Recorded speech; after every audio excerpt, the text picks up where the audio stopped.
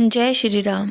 कल हमने सुना कि श्री इंद्रदेव भगवान ने मारुत देवता से कहा कि मत रो, और देवराज इंद्र ने अदिति के गर्भ के वज्र हाथ में लेकर 7 टुकड़े किए, जिससे मरुत देवता उत्पन्न हुए। और ये 49 मरुत गण देवराज इंद्र के सहायक देवता हुए। आइए आज सुनते हैं 22वां अध्याय, जिसमें विष्णु भगवान की विभूति और जगत की व्यवस्था का वृत्तांत है। श्री पराशर जी बोले, पूर्व काल में महर्षियों ने जब महाराजा पृथु का राज्य पद पर अभिषेक किया तो लोक पितामह श्री ब्रह्मा जी ने भी क्रम से राज्यों को बांटा।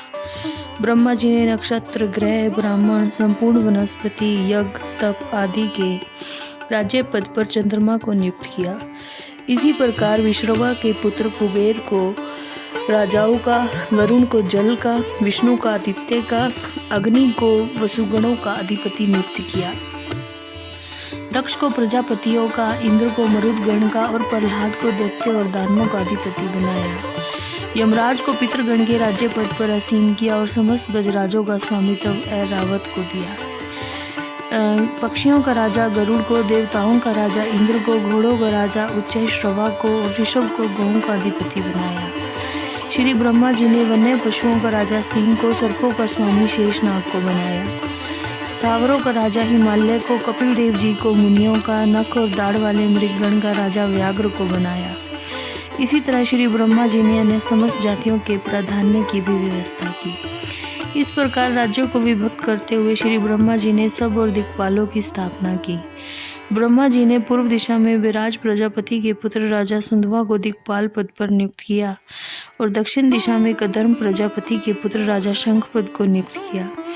पश्चिम दिशा में ब्रह्मा जी ने कभी च्युत न होने वाले राजस पुत्र महात्मा केतुमान को नियुक्त किया।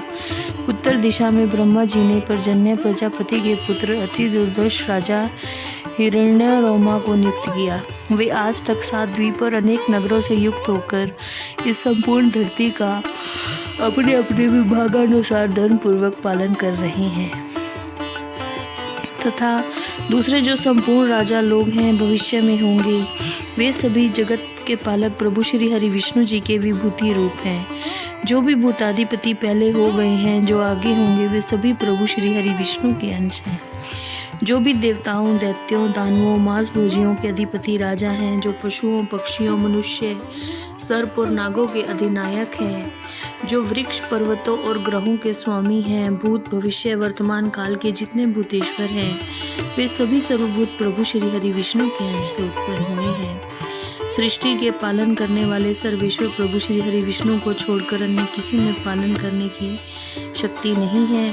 रज और सत्वादी गुणों के आश्रय से वे सनातन प्रभु ही सृष्टि की रचना के समय उसकी रचना करते हैं, स्थिति के समय उसका पालन करते हैं और अंत समय में काल रूप से उसका संहार करते हैं। जय श्री राम।